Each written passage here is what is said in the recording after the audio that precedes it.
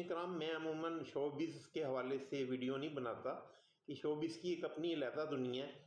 لیکن جب میں نے دھرمیندر کی یہ کہانی دیکھی اور 90 سال کی عمر میں اسے بستر مرگ پر تڑپتا ہوا دیکھا اور پھر یہ دیکھا کہ اس کی وہی بیوی جسے وہ چھوڑ کر گیا تھا اور پھر اس نے بالی ووڈ میں جا کر فلمی دنیا کو اختیار کیا، اور وہی بیوی، بوڑھی بیوی جو کہ وہ خود نکاحت کا شکار ہے، اس نے اپنے اس شوہر کی خدمت کی جو کہ زندگی کے آخری لمحات گزار رہا ہے 90 سال کی عمر میں.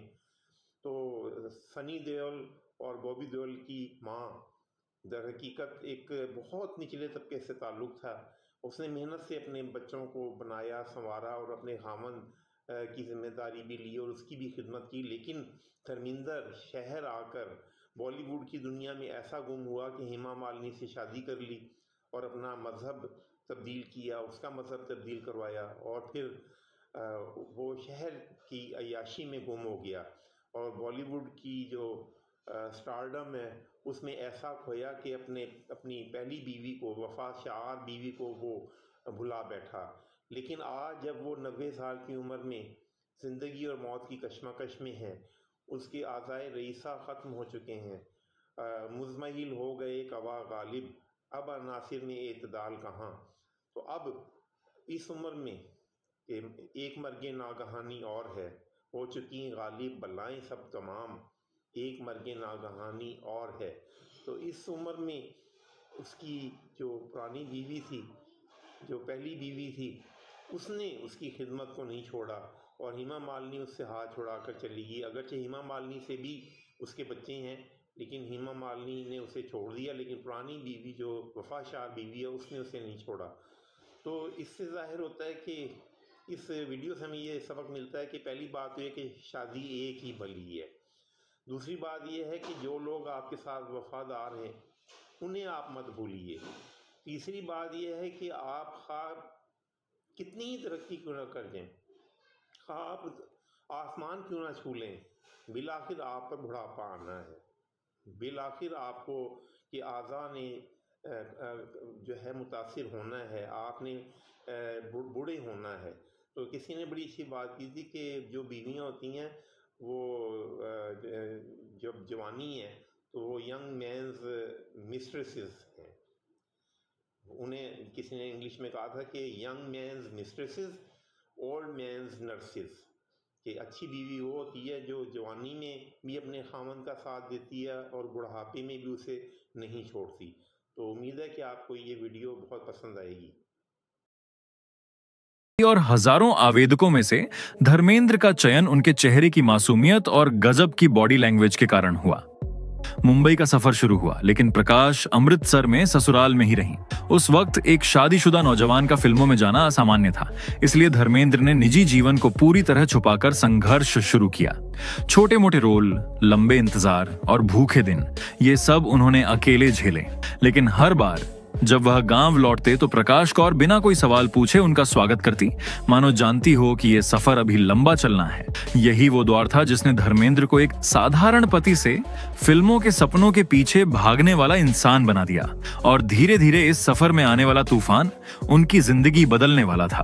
ممبئی وہ شہر جہاں سپنے حقیقت بنتے بھی ہیں اور ٹوٹتے بھی.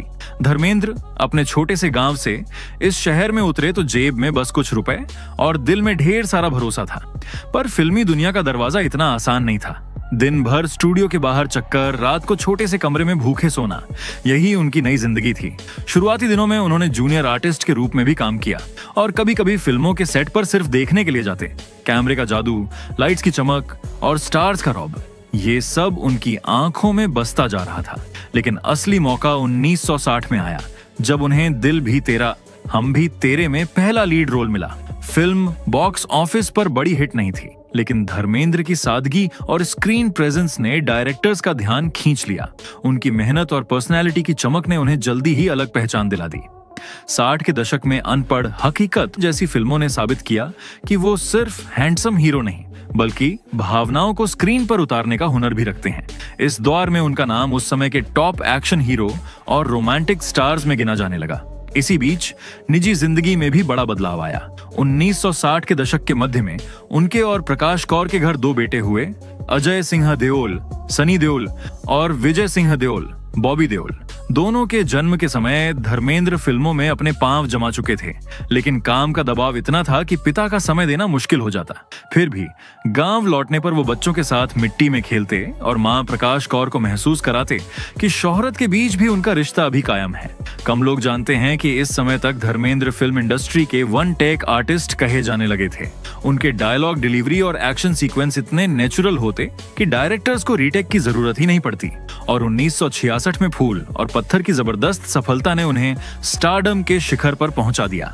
ये वही फिल्म थी जिसने उन्हें फिल्म फेयर अवार्ड में बेस्ट एक्टर की नामांकन दिलाया और फिल्म इंडस्ट्री में उनका नाम पक्का कर दिया। लेकिन जैसे जैसे स्टारडम चढ़ता गया, उनके आसपास लोगों और खासकर खूबसूरत अदाकाराओं का दायरा भी बढ़ने लगा। साल 1970 धर्मेंद्र का करियर अपने सुनहरे दौर में था। एक्शन हीरो के साथ साथ रोमांटिक लवर बॉय की उनकी इमेज पर्दे पर भी चमक रही थी। इसी समय इंडस्ट्री में कदम रखी एक नई अभिनेत्री ने, जिसने अपने पहले ही रोल से दर्शकों को दीवाना बना दिया, हेमा मालिनी। तमिलनाडु के एक ब्राह्मण परिवार की यह लड़की नृत्य और अभिनय में इतनी निपुण थी कि मीडिया ने उसे ड्रीम गर्ल का ताज दे दिया। धर्मेंद्र और हेमा की पहली मुलाकात फिल्म शराफत के सेट पर हुई। शुरू में यह रिश्ता बस प्रोफेशनल था। सीन खत्म होते दोनों अपने अपने मेकअप रूम में चले जाते। लेकिन फिर आई तुम हसीन में जवान और खासकर सीता और गीता। इन फिल्मों की शूटिंग के दौरान दोनों के बीच एक अजीब सी सहजता आ गई। कैमरे के सामने उनका केमिस्ट्री इतना नेचुरल था कि डायरेक्टर्स तक को लगता ये सिर्फ एक्टिंग नहीं है। पर असली कहानी कैमरे के पीछे लिखी जा रही थी। धर्मेंद्र, जो पहले से शादीशुदा थे और 2 बच्चों के पिता, हेमा के आकर्षण से बच नहीं पाए। वो सेट पर उन्हें देख घंटों तक सीन रिहर्स करने का बहाना बनाते, यहाँ तक कि डायलॉग में गलती करके रीटेक मांगते, बस थोड़ा और वक्त साथ बिताने के लिए। वो सेट पर गुलाबों के गुलदस्ते भेजते, शूटिंग खत्म होने के बाद भी कार में उनका इंतजार करते। धीरे धीरे हेमा भी उनकी सच्चाई और मोहब्बत के आगे पिघलने लगी। ये रिश्ता किसी आम फिल्मी अफेयर जैसा नहीं था। धर्मेंद्र इसे पूरी तरह निभाना चाहते थे, लेकिन सबसे बड़ी दीवार थी पहली पत्नी प्रकाश कौर। प्रकाश ने कभी तलाक देने से इनकार नहीं किया और इसने इस प्रेम कहानी को एक और नाटकीय मोड़ दे दिया। शोले की शूटिंग के दौरान धर्मेंद्र और हेमा मालिनी के बीच नजदीकियां बढ़ने लगी थीं। फिल्म के एक रोमांटिक सीन में धर्मेंद्र को हेमा का हाथ पकड़ना था। वो बार बार कैमरा ऑपरेटर से कह देते कि फोकस गड़बड़ हो गया है या लाइट सही नहीं है, ताकि सीन दोहराना पड़े और उन्हें हेमा के साथ थोड़ा और समय मिल सके। हेमा को भी समझ आ रहा था, लेकिन उन्होंने कभी कुछ नहीं कहा। हेमा मालिनी को गाड़ी चलाना हमेशा से सीखना था, लेकिन फिल्मी काम के बीच उन्हें कभी सही मौका नहीं मिला। धर्मेंद्र को जब ये बात पता चली तो उन्होंने खुद आगे बढ़कर कहा कि वे उन्हें ड्राइविंग सिखाएंगे। शूटिंग के खाली समय में या पैकअप के बाद दोनों कार में निकलते और धर्मेंद्र धैर्य से उन्हें सिखाते। कभी गियर बदलने का तरीका बताते, कभी मोड़ पर सावधानी बरतने की सलाह देते। इन ड्राइविंग लेसन्स के दौरान दोनों के बीच सिर्फ ड्राइविंग की बातें ही नहीं होती थीं, बल्कि हंसी मजाक और हल्की फुल्की बातचीत भी होती थी। यही छोटे छोटे पल धीरे धीरे उनकी दोस्ती को गहरे रिश्ते में बदलने लगे। हेमा मालिनी की मां जया चक्रवर्ती अपनी बेटी के लिए हमेशा एक अविवाहित और स्थिर जीवन साथी चाहती थीं। उन्हें धर्मेंद्र से रिश्ता मंजूर नहीं था, क्योंकि वे पहले से शादीशुदा थे। कई बार उन्होंने हेमा को समझाने की कोशिश की कि यह रिश्ता आगे चलकर मुश्किलें ला सकता है, लेकिन धर्मेंद्र ने हार नहीं मानी। एक बार वे फूलों की बड़ी टोकरी और कई उपहार लेकर हेमा के घर पहुंचे, सिर्फ इसलिए कि जया चक्रवर्ती का दिल जीत सकें। हालांकि पूरी तरह उनका मन बदलना आसान नहीं था, लेकिन धर्मेंद्र का यह प्रयास उनके सच्चे इरादों का संकेत था। फिर आया वो फैसला जिसने पूरे देश को चौंका दिया। धर्मेंद्र और हेमा दोनों ने इस्लाम धर्म कबूल कर लिया ताकि मुस्लिम पर्सनल लॉ के तहत दूसरी शादी कर सकें। धर्मेंद्र बने दिलावर खान और हेमा बनी आयशा बी। 1979 में उन्होंने निकाह किया और कुछ सालों तक इस शादी को गुप्त रखा। अक्सर कहा जाता है कि धर्मेंद्र ने मुस्लिम धर्म अपनाया ताकि वे हेमा मालिनी से दूसरी शादी कर सकें, लेकिन हेमा ने बाद में एक इंटरव्यू में इस बात की अलग वजह बताई। उनके अनुसार धर्म बदलना उनके लिए सिर्फ एक कानूनी औपचारिकता थी ताकि रिश्ते को लेकर किसी तरह की रुकावट या विवाद ना हो। उन्होंने कहा था कि उनके लिए सबसे बड़ा धर्म प्यार था और इस कदम का उद्देश्य सिर्फ अपने रिश्ते को समाज के दबाव और कानून की जटिलताओं से बचाना था। दूसरी शादी के बाद धर्मेंद्र की जिंदगी दो हिस्सों में बंट चुकी थी। एक तरफ मुंबई के जुहू में हेमा मालिनी और उनकी दो बेटियां ईशा और अहाना, दूसरी तरफ पंजाब से जुड़े जड़ों वाले घर में पहली पत्नी प्रकाश कौर और बेटे सनी व बॉबी। ये दो दुनिया बिल्कुल अलग थीं। एक में फिल्मी पार्टियों की चमक दमक, दूसरी में घर के आंगन की सादगी। धर्मेंद्र इन दोनों घरों के बीच एक पतली डोर पर चल रहे थे। सुबह कभी सेट पर हेमा के साथ रोमांटिक सीन, शाम को सनी की स्कूल मीटिंग या बॉबी का बर्थडे। उन्होंने कोशिश की कि किसी को भी यह महसूस न हो कि वो दूसरे से ज्यादा महत्वपूर्ण है। सनी और बॉबी के करियर की शुरुआत में उन्होंने पूरा साथ दिया। सनी को बेताब और बॉबी को बरसात के जरिए लॉन्च करना ये सिर्फ एक पिता नहीं बल्कि एक प्रोड्यूसर और मेंटर की जिम्मेदारी थी। उधर हेमा मालिनी भी इस रिश्ते में अपनी शर्तों के साथ थीं। उन्होंने धर्मेंद्र से साफ कर दिया था कि बेटियों की परवरिश उनकी पहली प्राथमिकता होगी। वो चाहती थीं कि बेटियां माँ बाप दोनों का प्यार महसूस करें, भले ही परिस्थितियां अलग हों।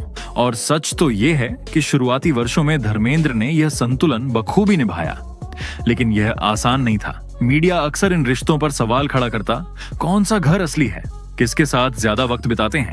धर्मेंद्र ने हमेशा चुप्पी साधी और दोनों परिवारों को कैमरे से बचाने की कोशिश की। दिलचस्प बात यह है कि दोनों घरों के बच्चे एक दूसरे के प्रति कभी कटुता में नहीं दिखे।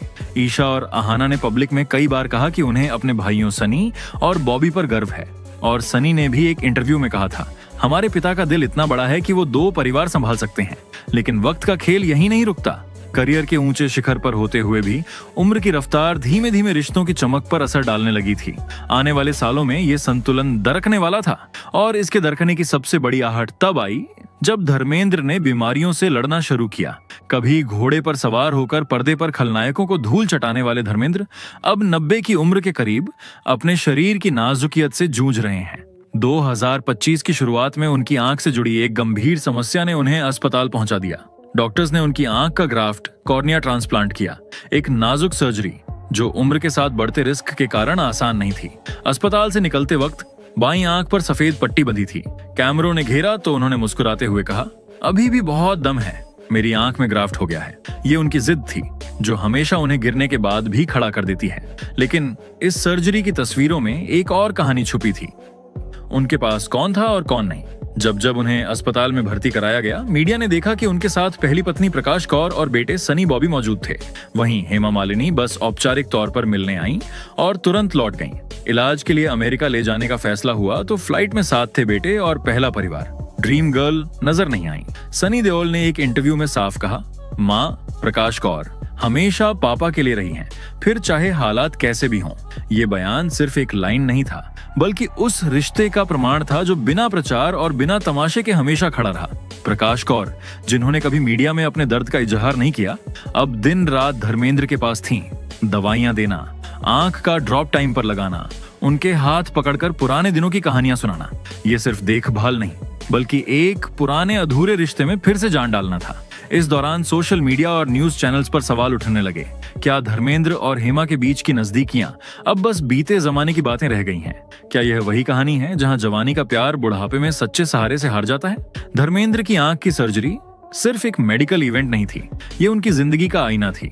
उन्होंने अपनी मोहब्बत के लिए दुनिया से बगावत की थी, धर्म बदला था, लेकिन बुढ़ापे में साथ वही था जिसे कभी अतीत मानकर पीछे छोड़ दिया था। शायद उम्र यही सिखाती है कि असली घर वो है जहां आपको बिना शर्त अपनाया जाए। शोहरत और रिश्तों की चमक फीकी पड़ जाती है, लेकिन वो हाथ जो मुश्किल वक्त में आपके माथे पर ठंडा स्पर्श रखे, वही आपकी आखिरी पनाह बन जाता है। और आज धर्मेंद्र के लिए वह हाथ प्रकाश कौर का है। ये सिर्फ एक पति पत्नी की कहानी नहीं बल्कि उस सच्चाई का आईना है जिससे हम सब एक दिन रूबरू होते हैं कि वक्त मोहब्बत और शोहरत से भी ताकतवर है। ये तय करता है कि अंत में आपके पास कौन खड़ा रहेगा, और अक्सर वो कोई ऐसा होता है जिसे आपने कभी हल्के में लिया था। अगर आपको धर्मेंद्र की ये सच्ची फिल्मी सी लगने वाली कहानी दिल को छू गई हो तो वीडियो को लाइक कीजिए, दोस्तों के साथ शेयर कीजिए और चैनल को सब्सक्राइब कर लीजिए, क्योंकि अगली कहानी भी आपको इसी तरह सिनेमा और हकीकत के मिलन पर ले जाएगी।